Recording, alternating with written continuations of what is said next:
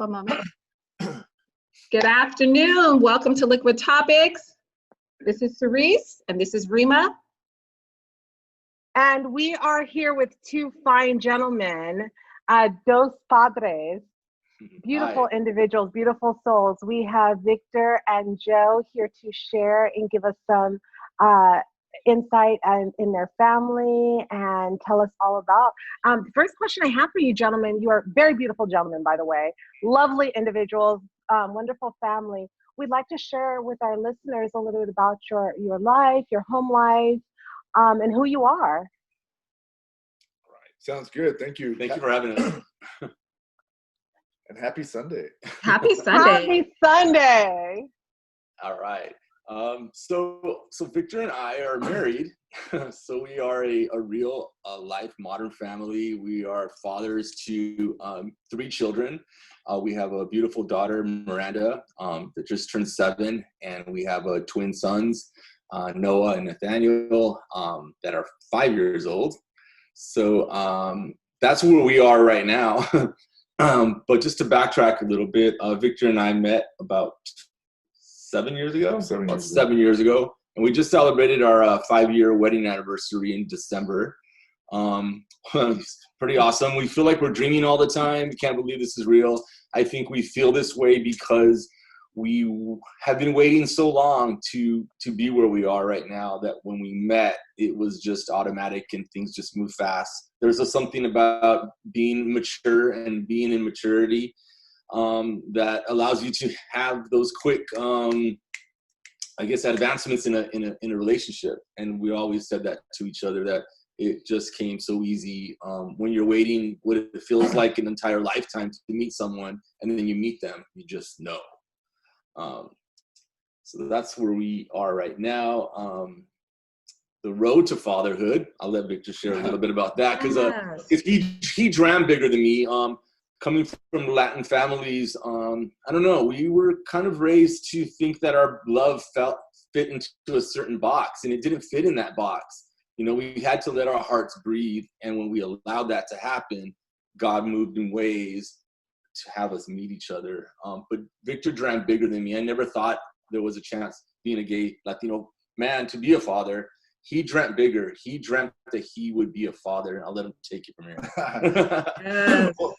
So I'm all about having a goal that I'm working towards all the time. So I always knew I wanted to be a father, and Joseph says the same thing when we met and we talked. And we've always known we wanted to be fathers, but so that was one of the biggest disappointments when we realized that we were gay and we were going to move forward with that lifestyle. It's like we almost thought, okay, we're not going to have kids because we're gay. And I have to tell you, it's this weird, cool coincidence that Karima, you were probably one of the top 3 people that I talked about this out loud with. So like fast forwarding like a decade and a half, maybe, like to now be talking about it, be so comfortable in my own skin. You were there when I was discriminated against, and that was really, really. It's still hard to talk about because it's like you're constantly being mistreated, judged, judged and mistreated because of who you are. And then, so I remember I was going to start the process back then, and then my employment with the company I was with was, it came to the end, so I had to wait a little longer. But again, we're big believers that everything happens for a reason. I was definitely comfortable my own skin. I had to get over what I went through, and then I just got back on my feet. I got my degree. I got better pay. I was working for just a bigger company, actually, at the time, making some nice money. So I thought, okay, I'm ready, really ready now to just be a single parent. So I started the process with a mutual friend of ours, Karima. She got to work with us as well. And she's this angel on earth that we just love to death, her and her family. And so we started the process. And then I would say, actually, it was a week after Miranda's baby shower that Joseph and I have a mutual friend, and she introduced us, and it just took off from there. I have to, I will say this, but there's no way to say it without sounding corny, but it was effortless. Like after all these years, these decades of meeting people and just friends and just somebody you were hoping to have a connection with, because I did want to meet somebody, for some time. And then I just realized, you know what? It's not happening. Stop looking for it. You can do it on your own. So that's when I did what I did. And then it's like God said, okay, here you are. You're ready. And then he puts this gentleman in my path. And then honestly, it was effortless. Like from the conversation, when we met, for our first date, we had the same shoes on. Are you freaking kidding me? Wow. Unplanned. It's a different color. I mean, you both dress very well. Very well-groomed gentlemen. Thanks. So just to tap on a little bit too, I had a hard struggle. I came from a family that my father was murdered when I was 23. My brother was killed when I was 38. I was struggling with my sexual identity, trying to hold my mother up from just collapsing in grief. Mm-hmm. I fell into some bad decisions, and I started, self-medicating, and I started being a little bit reckless with myself. And I think I was in denial. I was in denial of just saying I'm a gay guy. I was raised to think that it was a weakness. I come from a Latino boxing family, and I'm a people pleaser, and I had to be a certain way, and I was exhausted. So when Victor says God moves in certain ways, there was a pivotal point in my life, probably only about 8 months before I met Victor, where I dropped on my knees and I said, I'm tired. And if I die today, no one's going to know who I am. And I got on the phone and I called my mom and I said, I need to tell you who I am. And she's like, what do you mean? We know who you are. Everyone loves you. I said, no, you don't. You don't know what's in my heart.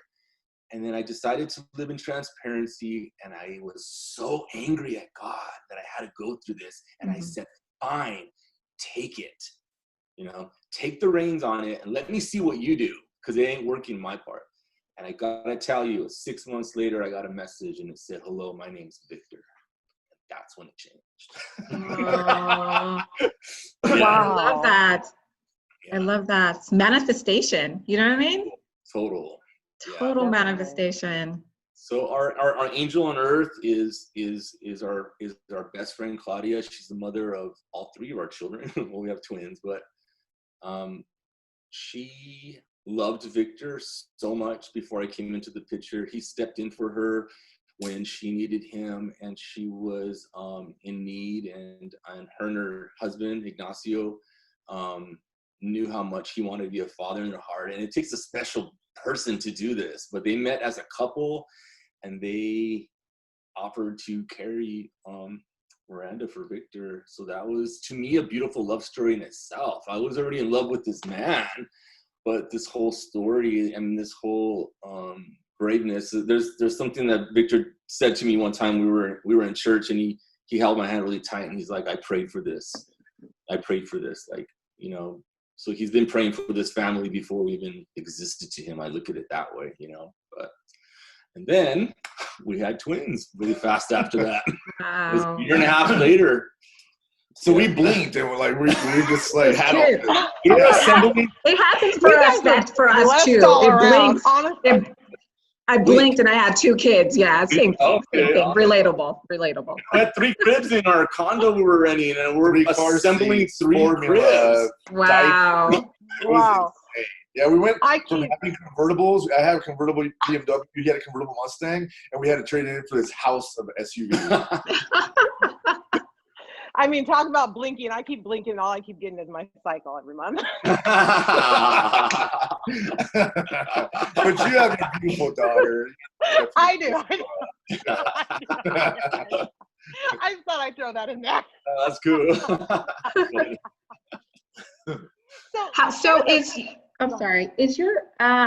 Is Claudia, she is the surrogate for all 3 kids? She is. Wow. She is. Amazing. She's an amazing woman. Amazing woman. Yeah. They're actually blood brothers and blood sisters.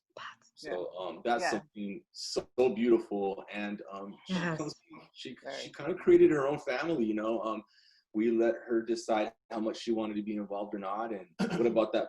And we said, do you want her to be called, godmother or Mama Claudia or whatever it is? And she took a little time to not that long of a time. It was actually a couple of weeks. We got a call, 4 a.m. Yeah. And then what is it? We were scared. It was 4 a.m. It's Claudia. And what did she say? She goes, Mom. And we're like, okay, what? She goes, I want to be called Mom. We're like, oh, okay. We're all, yeah, good. We want to be truthful. We want to be truthful from the very beginning.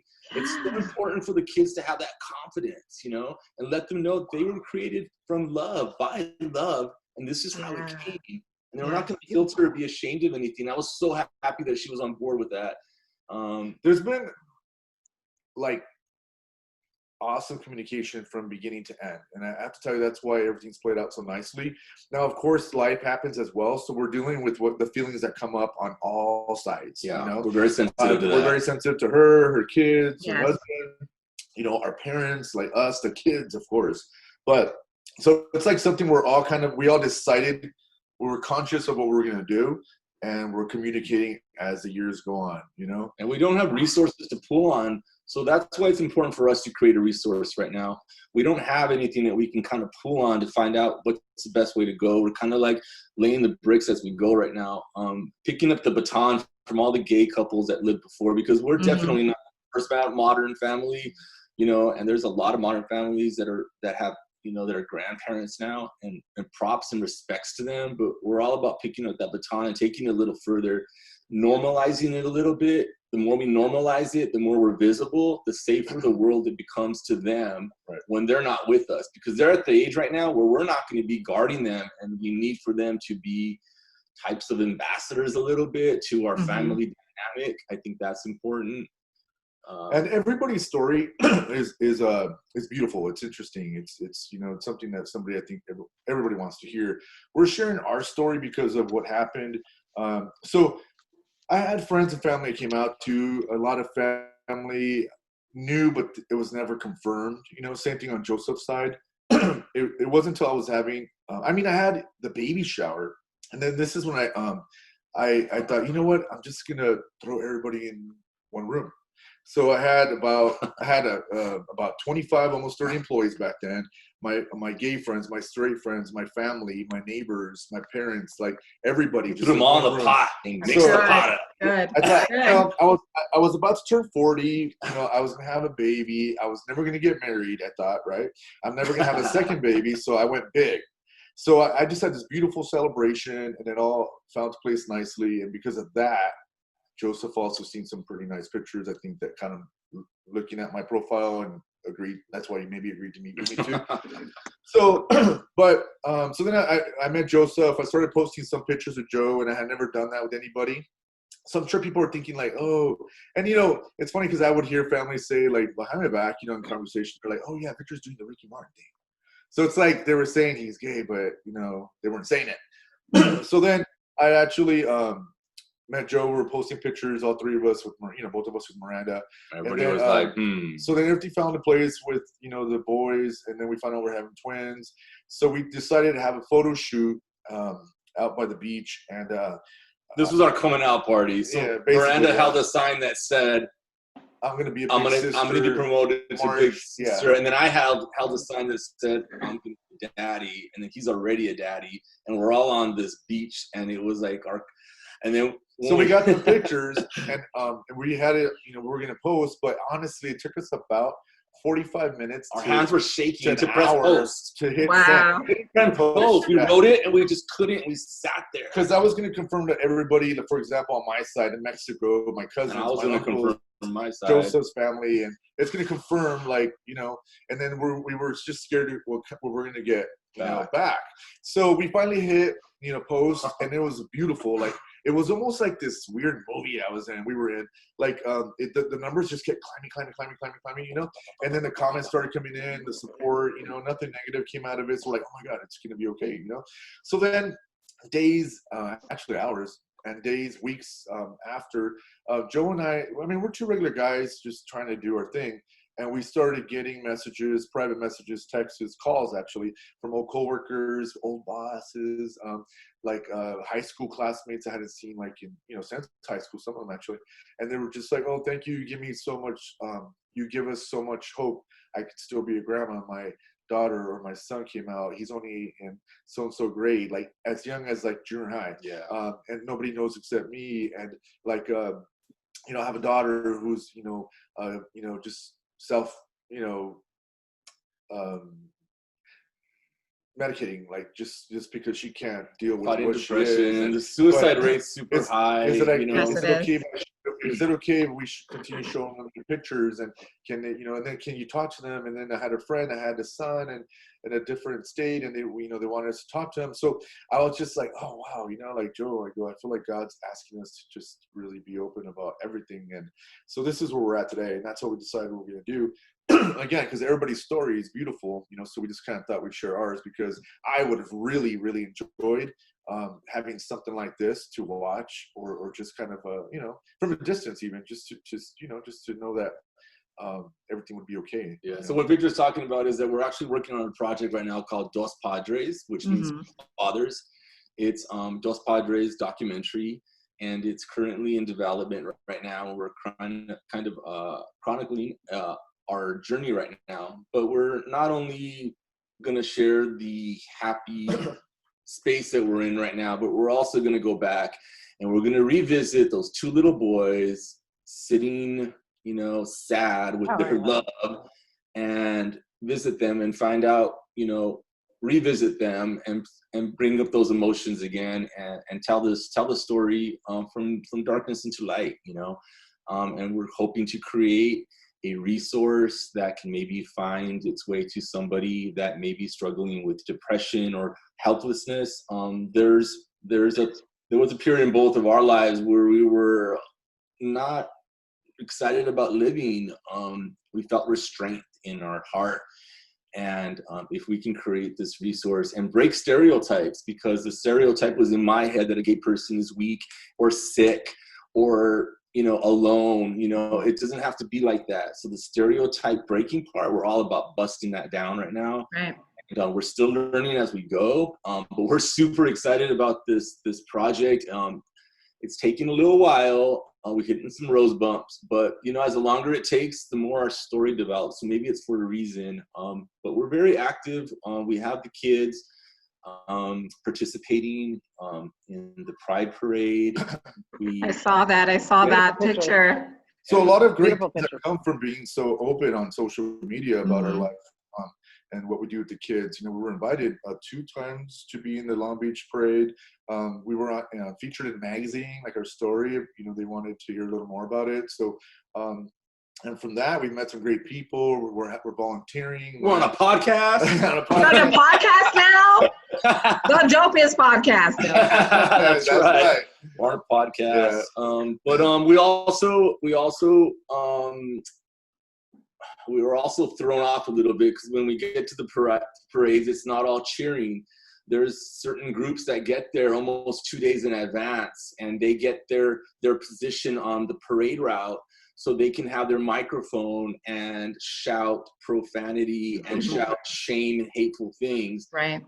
So the Pride Parade has been, it's now celebrating its 51st year, but to have representation of a gay family in the parade, that's new. Last year was the first time Gays with Kids had a float or a car.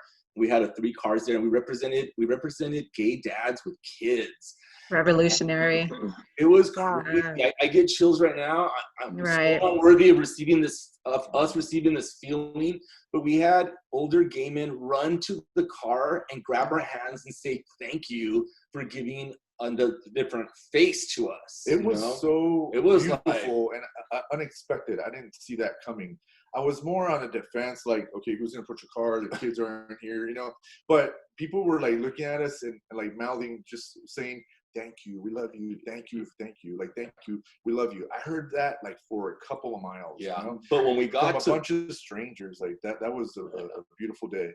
And we would point out to the kids, do you see what they're saying? We were pointing out the very nice, positive things. Yeah.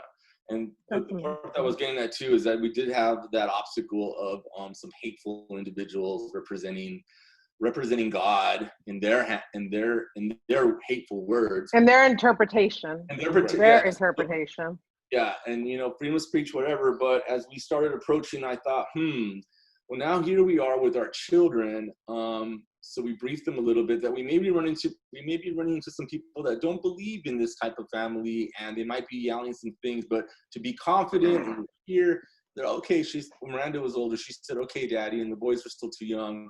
But I thought as we got closer to this hate group, that they might give us a pass and not yell, but they yelled harder at us. And the crowd of supporting people ended up cheering louder than them. And it was a shout match with us in between, just driving through. And then the cars we were in just started honking. We didn't let go of the horns, so just to drown them out. To drown them out, yeah. So the kids wouldn't hear that. You know what I think of, guys, real quick, and I want you guys to continue on. I apologize for interrupting. But what comes to mind when you guys say that is the same thing as the Black Lives Matter movement. Oh, yeah. That's the same thing that comes to mind. Yeah, it's the same and thing. I honestly, I do know, of course, obviously we all have, our own set of opinion, and that's all it is a fucking opinion. Yeah. However, just like the Black Lives Matter movement, I mean, think about that. Like, how would anybody feel of somebody unaccepting of their way of life? Right. Yeah. It's wrong. Right. It's a huge spirit. It's a huge spirituality problem. It boils down to that. For people to see children and their parents and to spew that out. Oh, it's freaking wrong. Yeah. So that was the first year, and we actually we also marched in the Resist March in Hollywood. So we did Long Beach twice, Hollywood once. So then the last time we were in the Long Beach parade, I bought those. What are they called? Air horns. The air horns, yeah. Those actually, he was ready for the hate. I gave them to the car. And then I actually, he walked right up to them and he turned his back to the guy holding a Bible, yelling, "You fucking pervert, gay people." Oh, but just bad stuff he was saying. It's like he was zoning on the kids, like he was talking to the kids.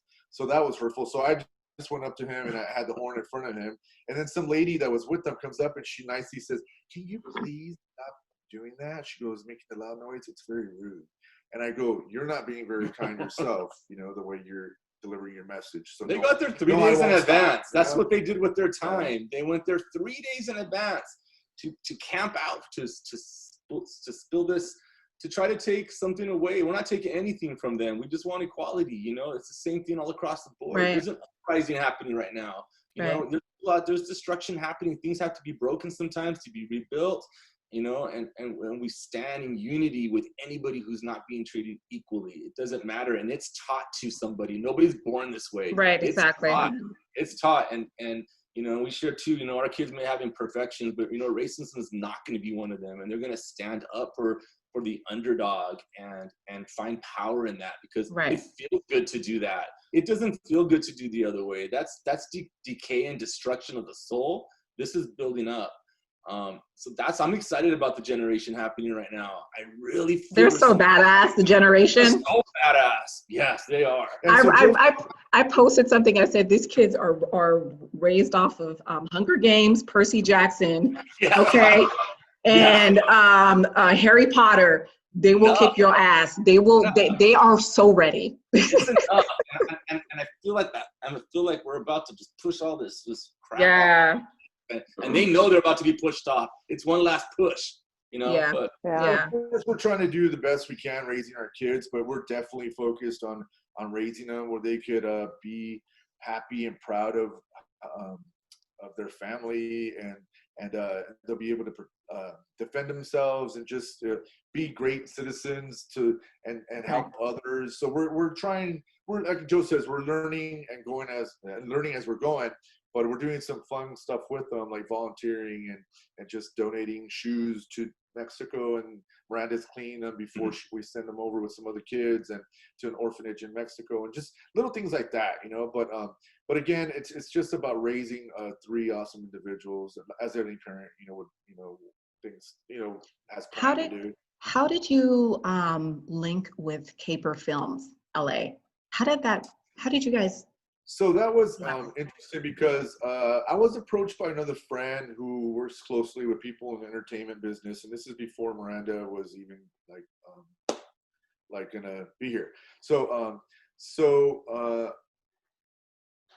So I was approached to be like to try out for some reality show. 3 gay guys in New York, 3 gay guys in LA, and then they liked my story, and then they said, "Oh, your boyfriend, is seems to be awesome, so he'd be a great addition." So long story short, about a year and a half later, I just kept saying no. A year and a half later, we met for brunch. We decided no, that was not a good fit. So then the boys were born 10 months after that, maybe, and my boss at the time.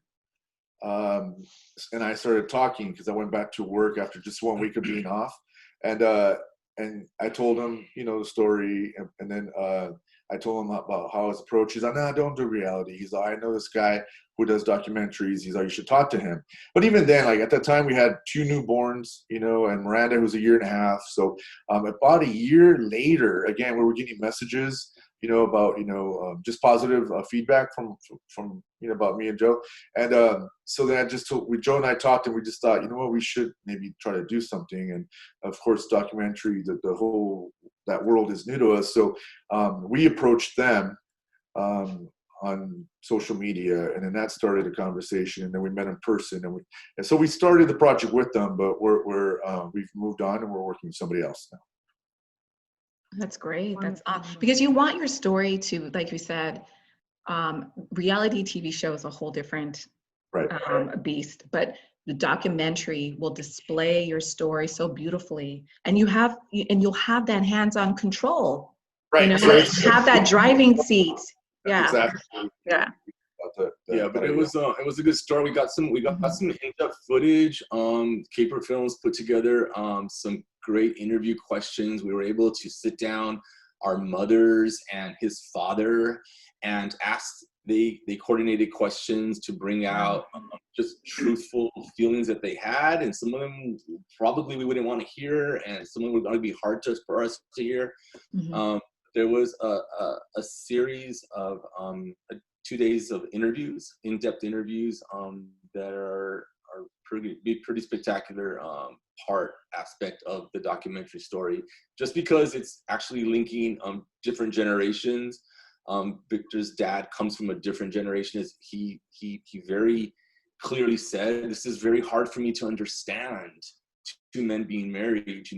I love Joe, but I come from a different time." Mm-hmm. And we have to be patient with that, right. So, and that's something I've learned along the way is when people say something negative now, I don't get mad.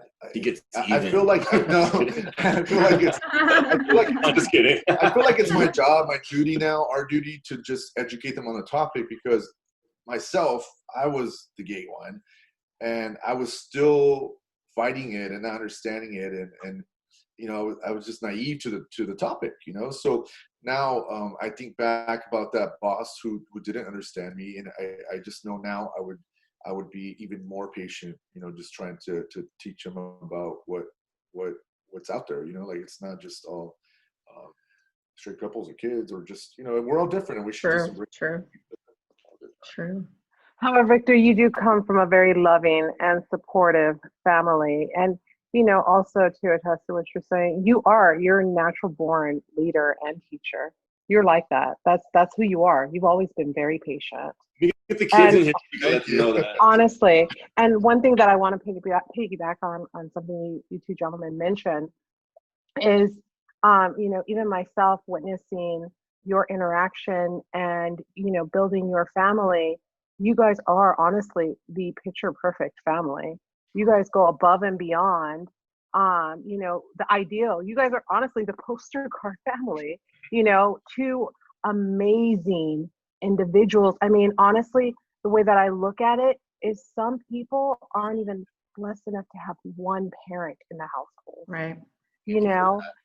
You guys are providing 3 beautiful children with 2 amazing spirits to guide and lead and love and nurture them. And you guys are doing a phenomenal job. Thank you so much. Thank you. We prayed a long time for this, so we don't take each day for granted. I know how it is to have some loved ones snagged from you, and I think I approach each day as it could be your last. And Victor reminds me it's okay to sit down and relax for a little bit. but we balance each other out very well on that part. And it sounds super corny, but like we try to be very in the moment.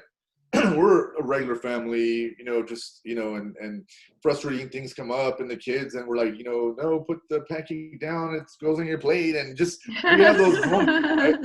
So it's not all picture perfect like it is in social media, right? But we're showing the beautiful moments, and any parent knows that it's not that perfect as well, So, right. And once in a while, we'll throw in some reminders like, hey guys, this is what we did right before that perfect picture.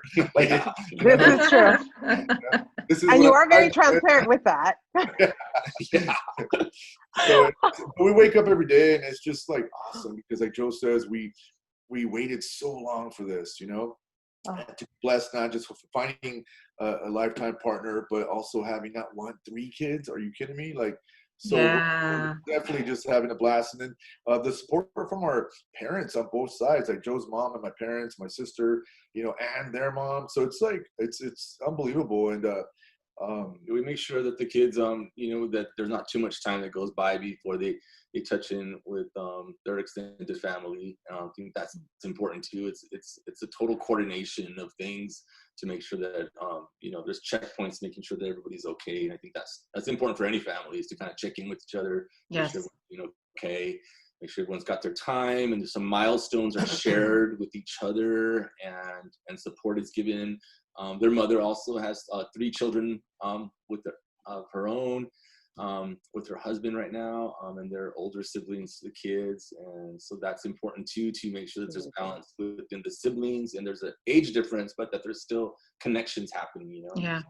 That's amazing. It's amazing. So talk about highlights in your life, and then the importance of your children seeing that. And it's very, very important, because it's, for as a parent too, it's great when you have big wins and your kids see it. And with that, I saw the Indigo Ball 2020. I went back and I saw the video, and I'm like, oh my God, that's so legendary. Like, that's so legendary. And you receive that. It's like from the LGBTQ of Orange County during COVID, right? It's a live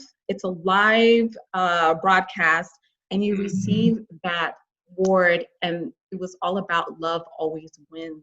Yes. How did that feel? And how did the kids, how to translate all of that? I don't know how we translate it. I think the story is, like you said, love wins. Don't let hate win. Right.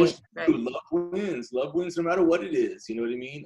First of all, it was unbelievable just to be nominated, and then to get the award for being just us, that's the cool part right there, I think. Yeah, that's so cool. Coming from them, that says so much. And so we were just like, we just kept on telling the kids over and over, but that's what we document everything with pictures of video, because I can't remember the things I experienced when I was in kindergarten, so I want to make sure that they have something to just look at and listen to, and because it was an awesome honor. It was, and we ended up visiting them before the award, and we took a tour of their whole facility. Wow. They do AIDS testing, they do transgender support, they have housing there for homeless. That's amazing. They've been around for a long time. Mm-hmm. We learned about past honorees. So they came across our story, this great opportunity we had through a magazine called Amari. And Amari took a chance to do a story on us, and it was a same-sex family story. But they pitched it as a family story. Also, there's all kinds of stories. This is their family story. And the Orange County Center found out about that, and they reached out to us. They followed us a little bit. But taking a tour of their facility and meeting their staff was the most inspiring thing to kind of ground this award. Mm-hmm. Is that we don't take it for granted, and we take this torchbearer award, because Victor and I are always saying that this road that we're walking on is paved by many, many, many before us, and we're just going to be doing our little part of that road on there.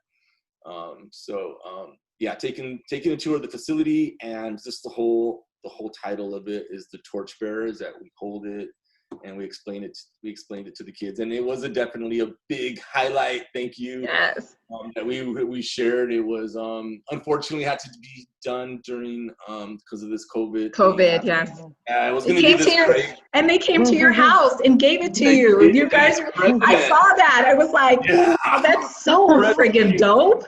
The director came to our house, and she has a daughter of her own, and she's a lesbian woman, and she's and again, it came from being in the magazine, and we met this awesome individual also at one of the prides in Laguna, Liz, and she, you know, shared our story as well. So with the center, so it was really just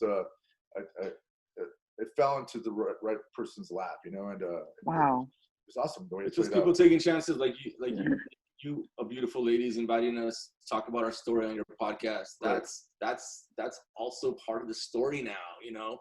And the CEO of Amari Magazine, George Rojas, taking a chance on us now to do that feature on us. So we were his first same-sex couple that he featured. So that was also kind of cool too, that he would reach out to us. So now this becomes a little resource now on the Liquid podcast. Yes, it does, and that is the whole point. That is the whole point. Can't wait to get into your past podcast. I just connected with you guys right now. Very nice. Very diverse. And also, you let us know. I will definitely email this to you, and please use it.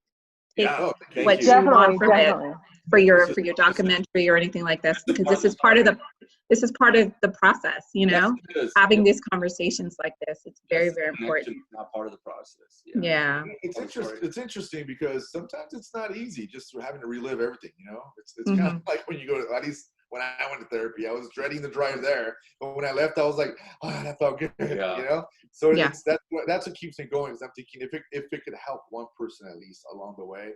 I mean, like I said, I would love to have seen anything like this. The early stages with Caper Films and the documentary interviews was like a therapy session. We were all walking out there not knowing what we were being asked, but it was just like so much suppression, you know, it's just released. And like Joe said, it's literally opening those doors as a second grader, third grader. Things that happen on the school grounds, in the restrooms. Little kids see a little different. They see you a little different. Teachers go in. Treated me differently. And childhood trauma. People in general. Yeah, childhood trauma stays with you. So as an adult, when you do not, resolve those, that you're an adult, but that child comes out in you. Trigger. That injured child or confused child that you haven't processed for them yet is still in there. Right. All about going back and making sure that little kid in you is still okay, you know, and making sure they make it through with your adult. That's a very good point. Thank you. Right. You guys honestly are making history, just like Jack Baker and Michael McConnell. Honestly, you guys are paving the way for so many individuals, whether they're dealing with their homosexuality, whether their sexuality, whether it's their race, whether it's their religion. It's dealing with adversity. Yes. We all have some form of adversity that we are facing. That's supposed to be the thing that makes us beautiful. Right. You know? Makes us unique, exactly. And it makes us an individual. The whole crayon box is beautiful. Yes. You know, and that is so true. It needs to be instilled and empowered from the very beginning. You know, having the kids, meeting other awesome individuals too that are making these awesome changes, and that just keeps us pumped and going. You know. Oh yeah. So it's just we've met so many great people along the way, and we're just excited to see what else we could do and what's going to be happening. You know, because we're definitely meeting some great people. Yeah. Could you tell us about the kids, their personalities? Like, I want to hear about the kids. Joe says nicer, so go ahead. I say things nicer. Gosh, we have our little princess Miranda. She's our best friend, I think. Oh, that's so sweet. She's our cheerleader. She's our critic. she's the little mama of the house. You know, she makes sure that everyone's got a blanket at night, and you know, she takes the little dolls and she puts them to sleep. Ever since she was she started walking with the boys, she instantly went into big sister mode. Like she'd cover them and she would throw away their dirty diapers. Like it was amazing. And we're not even exaggerating. Like she's only a year and a half older than them, but she was just this little helper. She's on it, and you know, you can just see the joy it brings her to do that. You know, she's funny. She's hilarious. She pushes. She loves her family. I saw that song. She's like a little Victor sometimes, so that's a lot. At times, no, just kidding. The other day, she drew a son, you know, for a birthday card she made, and I go, I think the son would look nice if it had a little happy face. So she drew a little. Oh, little man. face. She drew a little dot by the lip, by the kind of like the chin of the son like area, and I go, what's that? She thought, oh, that's you smiling, and that's your little pimply. But the way she looked at me after, she thought. And I was like, you know, so her comedy is definitely like she's awesome. She's awesome. Yeah. And the boys, I mean, God, big twins. It's so interesting to see them develop their own. They're not identical, but they look a lot alike. The personalities. So they're fraternal. Aren't their personalities are a little different though, right? Yeah, they're looking a little different now. Fraternal, yeah, they're fraternal. Yeah, because I thought they were identical, but okay, they're fraternal. They still throw us off sometimes. You know, the interesting thing about that is that they started off looking a little different, and then the older they're getting, the more they're looking alike. They're looking okay. Yeah. So Noah loves his dinosaurs. He's the loud one, and then Tristan is Tristan is more of an artsy one. He's artsy. He's a little more sensitive. He is very aware of emotions, and there's beauty in that too. So the contrast between all three of them is they all do sit around and play together. They all take turns of playing each other's favorite things. I see a lot of us in them. And I say that for both. I see them observing us and learning from us, and I see them appreciating things that we do for them. They do make it a point to say thank you. There's a little bit, there's the fighting part too, which I'm gonna teach them, you know, to share and stuff. But which that took a while to kick in. And that's normal though. That's normal. Yeah, that's normal. But that only has been, honestly, I would say like 10 months maybe that they started that. But I was waiting for it to start when they started like crawling. Yeah. And they're little nature people. They like to go out there and collect rocks. They'll pick a flower and give it to a lady that's passing by. Oh, that's so sweet. Wow. Stuff like that. But people are walking by and riding their bikes a lot more because of COVID, and they'll be on the grass and they'll just be like, "Hey, neighbor!" You know? Wow. Yeah, it's pretty cool to see them just kind of very comfortable, just being themselves. I mean, look at their parents, though. You guys. I mean, you communicate very well, so you scaffold that, you know, and your kids mimic who you are and how you communicate. Because I have he's 11, he's a mini me. Yeah, and when he's with my family, they're like, yo, he's just like you. Oh, good. Mission accomplished. You know what? Like, yeah, good. Doesn't look like me, but it's gonna be all right. Yeah. Kids start imitating us now. You know, and they start laughing. They're like, you know, they'll be like, "Who's that, Daddy Jojo, Daddy Victor?" Victor says the phrase a lot. Are you kidding me right now? You know, are you kidding? That's so cool. Miranda walk around. Are you kidding me right now? So then the boys laugh, and then one of the boys will say something else I say, and then the other boy will quote something else I say, and then they start laughing. I actually think it's hilarious, but it's like they have us down, you know. So how are they not bound to? They're bound to kind of be a little bit like us after hearing us. Yeah, it's fun, and when we're homeschooling right now, it's pretty challenging. We're trying to give some good examples to other parents because we're hoping to get some examples back from them. I think it's an interchange of all of us parents out there right now is what's working for you and what's not, you know, and how do we move forward during this time right now? We're just got notified that they're going 100% virtual. Really? Yeah. That's what's happening right now. For the upcoming year. For the upcoming year, huh? Yeah. Right. How's that going for you guys? Well, the boys were in preschool a couple of months back. They're starting kindergarten in August. So we requested they be in the same class. So we're hoping that's at least going to be one Zoom. And then we have Miranda's Zoom. Oh, yeah. So, yeah. So we're connected through Google Classroom, and every school's got their own different way of doing it. But, we all have to suddenly now be tech IT people, all the parents, right? Yeah. All of us. Teacher, parent, disciplinarian, all in one.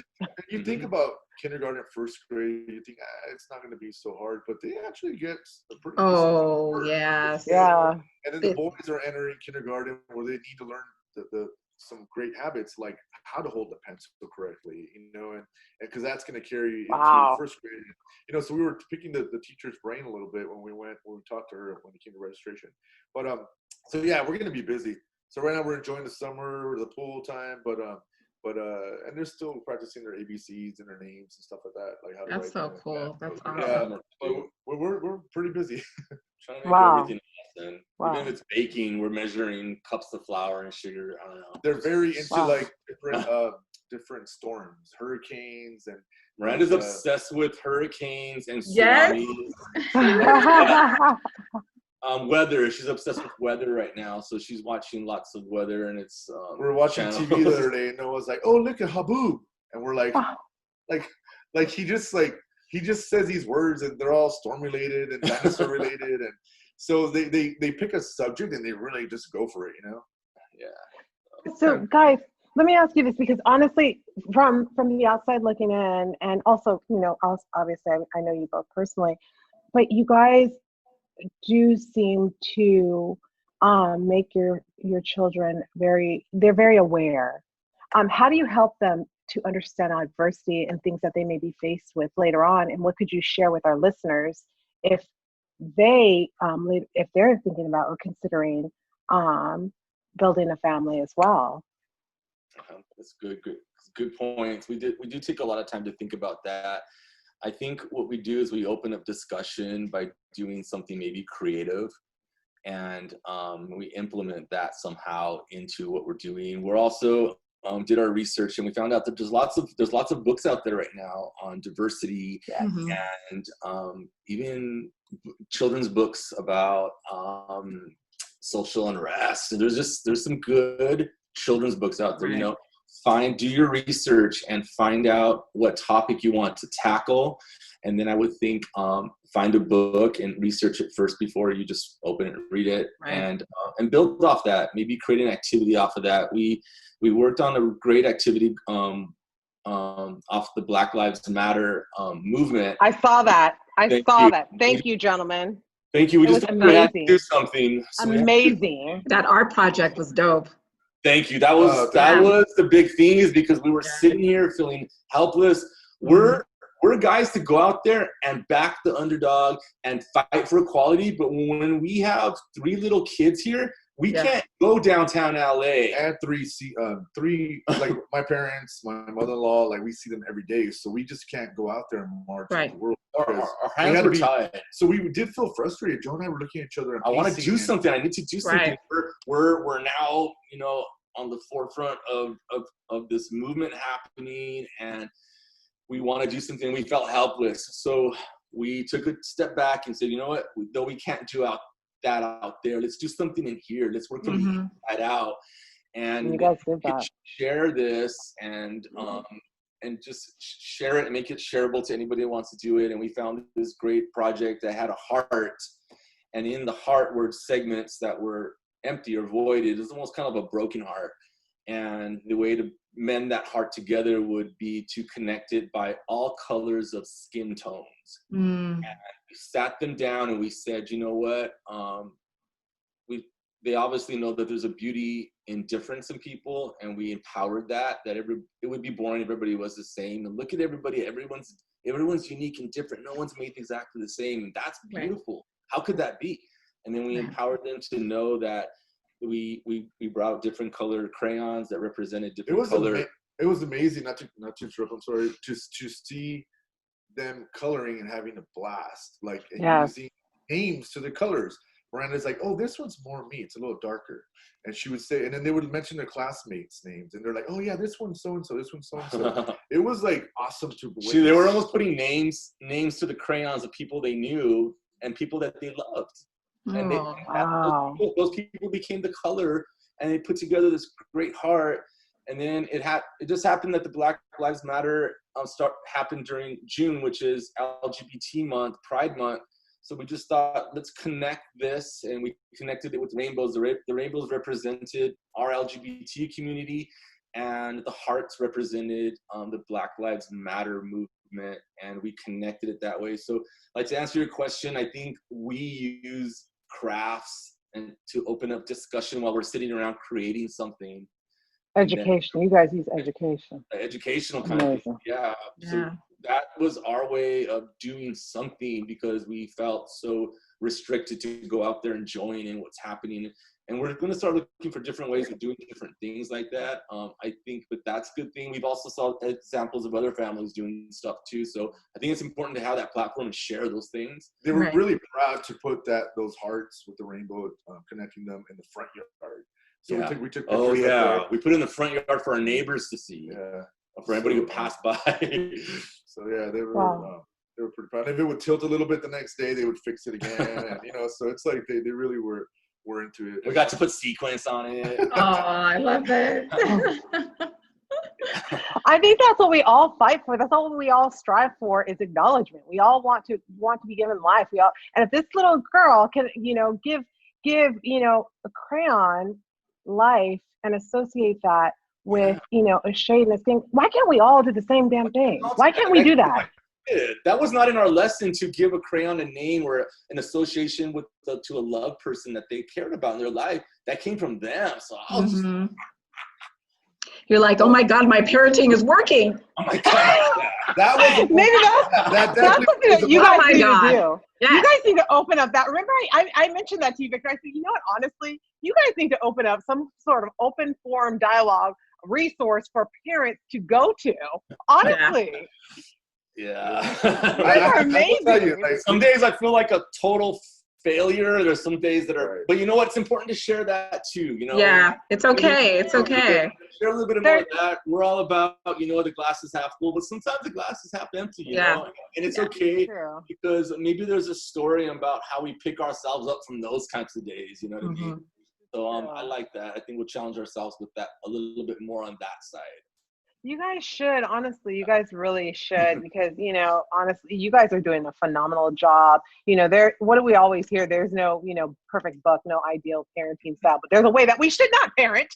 However, you guys are doing a phenomenal job. And I believe that a lot of people could learn from you two. Thank you so much for that. I know I have. But no, you know what? Something else I want to mention is as you're teaching, the kids understood that we are all different and we are all unique. Parts on our bodies are not even the same. Oh. It's not the same shade, not the same size. So if within our own body, if we have difference within our own body, I know right now one cheek is bigger than the other on my body. However, however, if that's not the same, why do we expect that from other individuals? So I think you guys are doing a great job doing that. Thank you so much. Thank you. And, any more kids? Can't afford it. I would love a house full of kids, but I need some nannies. Now, you know what? There's the struggle right now when we're outnumbered a lot of times, and when all of them need our attention and somebody has to wait.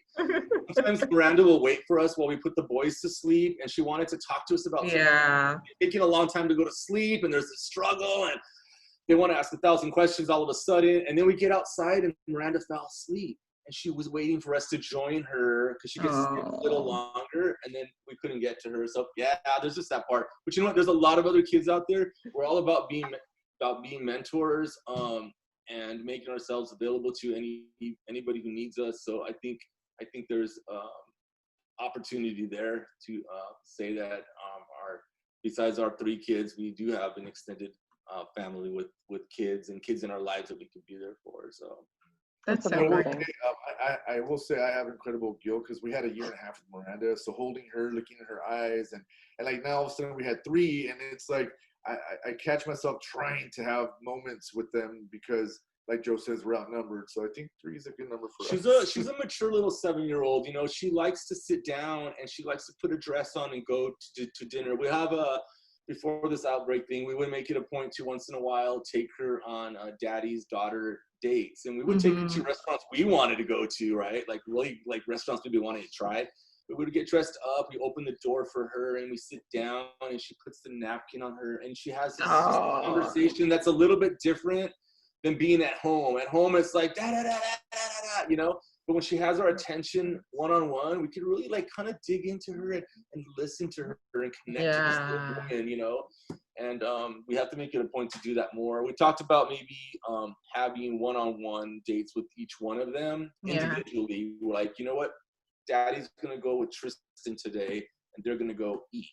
And that's their day. Maybe Wednesday will be Joe and Daddy Jojo and Miranda, and then and we'll kind of swap them so they all get that one-on-one, because it's a lot of times it's just a group of 3. I think that could work for any family, you know. It's to have given that child that one-on-one attention. Because they eat it up.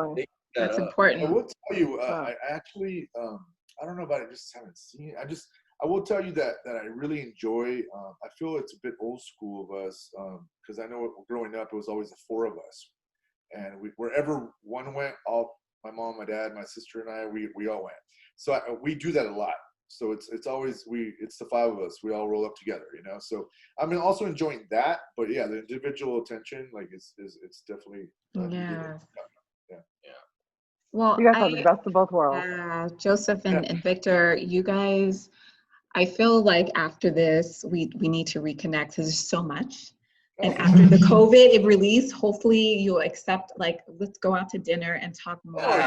This will be awesome because this is great. And we always ask our guests to impart any lasting words for, you know, words of encouragement, motivation, or anything like that you can provide for.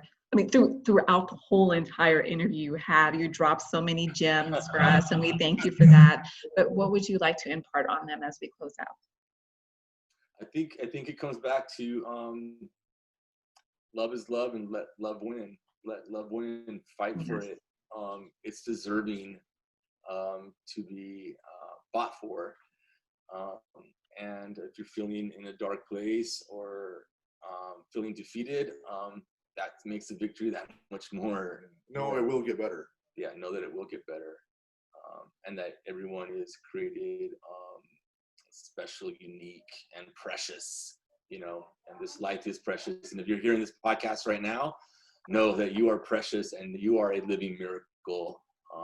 And be the best you can be. Surround yourself around great individuals. You know, cut out your toxic influences. I think it starts there. Yes. Yes, definitely. Also, gentlemen, to all of our listeners out there, anybody that would like to get in contact with you, you both, all of your social media, how you would like to be contacted. Also, I would like to say something is, you know, there are individuals out there that are struggling in, you know, in their identity or, you know, any aspect of life.